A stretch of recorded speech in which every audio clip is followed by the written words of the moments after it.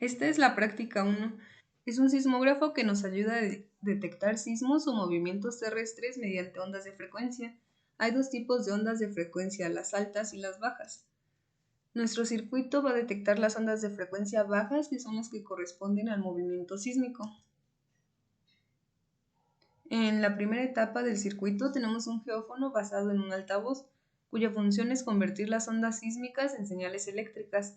Las ondas sísmicas producen vibraciones en el suelo y la tierra que son captadas por el geófono. En paralelo con el geófono se debe colocar un capacitor cerámico que funciona como un pequeño filtro que elimina o atenúa el ruido eléctrico o señales no deseadas como mezclas de sonidos o nuestra propia voz. En la segunda etapa tenemos un buffer que aísla la etapa del geófono con las siguientes etapas. Este buffer se debe colocar ya que como el geófono está basado en un altavoz, tiene una resistencia muy pequeña, entonces la señal no la podemos conectar directamente a nuestro primer filtro porque esa impedancia de entrada afectaría el funcionamiento del altavoz. Y con el buffer logramos aislar estas etapas y la señal que entra es exactamente igual a la que sale porque tienen las mismas características.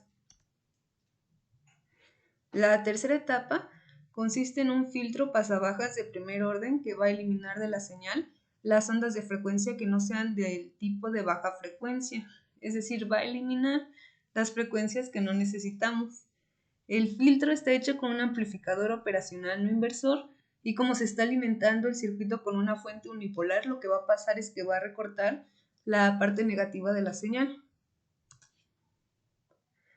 En la parte 4, una vez que logramos eliminar las ondas de frecuencia que no necesitábamos y filtramos y amplificamos un poco la señal, aquí se vuelve a amplificar y los picos de la señal corresponden a la oscilación del movimiento del sismo.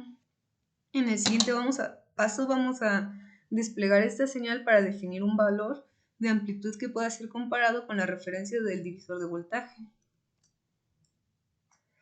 En la última etapa tenemos un comparador hecho con divisores de voltaje que funciona como un voltmetro. Aquí cada uno de los valores se va a comparar con la señal de entrada de tal manera que si el movimiento es muy tenue o no hay movimiento, entonces no se va a encender ningún LED. Conforme va aumentando el movimiento, la señal va a aumentar de amplitud y va a encender los LEDs gradualmente. Si es muy intenso el movimiento, se enciende hasta el último LED. En esta parte podemos observar los cálculos de la frecuencia de corte de nuestro primer filtro de la etapa 3, que como resultado nos da 1.59 Hz. Y por último, tenemos la videopráctica de evidencia del circuito.